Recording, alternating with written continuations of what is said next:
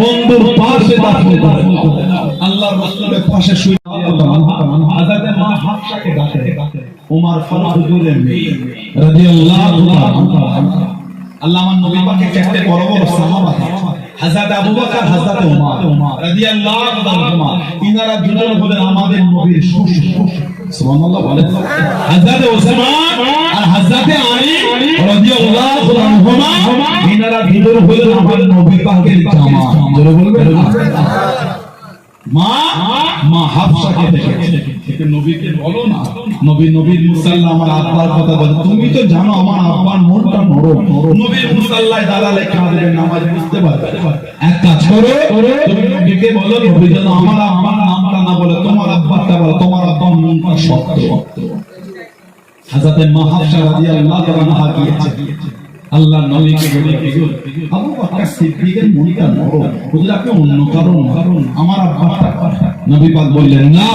আমার মুসাল্লায় আমার আবু বকর বলাবে বললেন না হযরত মা হাফসা মা আয়েশাকে এসে বললেন তোমার কাছে কোনদিন কোনো ভালো হয় না তার মানে এটা রাগে না ভালোবাসাকে বলেছে তুমি আমাকে নবীর কাছে রাখালে নবী যখন তোমার আব্বাটাই বারবার বলছে আমার আব্বার নামটা তুমি কেন বলতে পারো নবীর কাছে ভাত খাওয়ালে এটা মা হাফসা মা আয়েশা রাদিয়াল্লাহু আনহাকে বলাটা এটা রাগের ছিল না ভালোবাসার ছিল জোরে বললেন আলহামদুলিল্লাহ হাদিস শরীফে এসেছে ইয়া সব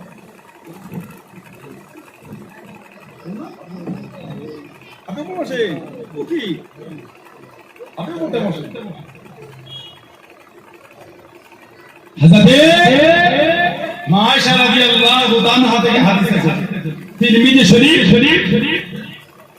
মা আয়েশা রাদিয়াল্লাহু তাআলা বলে আল্লাহর রাসূল বলেছে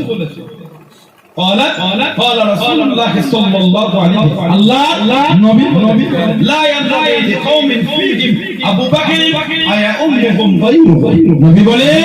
কোন দল কোন কওমের কোন উঁচু হবে না যেখানে আমার আবু বকর সিদ্দিক থাকবে সেখানে অন্য কেউ ইমামতি করবে যেখানে আমার আবু বকর সিদ্দিক থাকবে ইমামতির দায়িত্ব আমার আবু বকর পালন করবে জোরে বললেন আলহামদুলিল্লাহ নবী হাত দুদিক থেকে নিয়ে বোধ আমি নবী এইভাবে উঠে দাঁড়াবো এই দুজনকে দুদিক থেকে জড়িয়ে নিয়ে কিয়ামতের জোরে বলবেন এটা নবীর ইশারা ছিল এই দুজনকে জড়িয়ে নিয়ে ঘুমাবো আমাদের নবীর পাশে দুজন শুয়ে আছে হযরত ওমর হযরত আবু বকর রাদিয়াল্লাহু তাআলা সিদ্দিক আকবর ওসিয়ত করেছে, আমি ইন্তেকাল হয়ে গেলে লাশটাকে গোসল দেবে, কাফন পরাবে, জানাজা পড়বে, কবর দেবে। আল্লাহ নবীর রওজা শরীফের বাইরে জানাজা রেখে নবীর কাছে অনুমতি নেবে। যদি নবী বলে নবীর পাশে দেবে, যদি নবী পাকের রওজা থেকে কোনো আওয়াজ না আসে, যদি না বলে দেন আমার লাশ মদিনা শরীফের আম কবরস্থানে দাফন করতে হবে। নবী যদি বলে নবীর পাশে দেবে। উনি ওসিয়ত করে হযরত আবু বকর ইন্তেকাল হয়ে গেলেন। আল্লাহ রাসূল সাল্লাল্লাহু ইসলাম ধর্মের প্রথম খলিফা হযরত আবু বকর সিদ্দিক রাদিয়াল্লাহু তাআলা আনহু লাশটাকে গোসলখানায় সুন্দর কাপড় পরে হাদিয়া করে নিয়ে গিয়ে জানাজার নামাজটা আদায় করে আল্লাহ নবী রওজা শরীফের বাইরে রেখে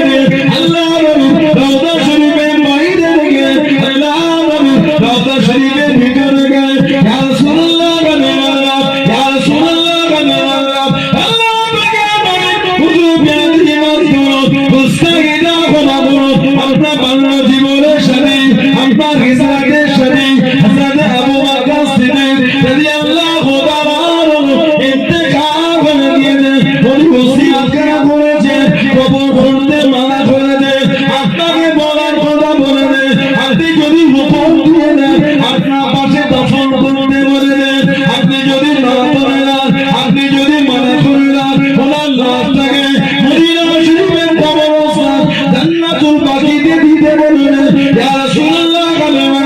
ইয়া রাসূলুল্লাহ আল্লাহ আল্লাহ পাকে নবী তুমি আপনার পাশে জায়গা দেন, সবাই মনটা আশা করে দেন। ও আমার মুরব্বি বাবা মায়েরা বোনেরা বলিলাম আল্লাহ পাকে রূহ আল্লাহ রওজা শরীফের ভিতরে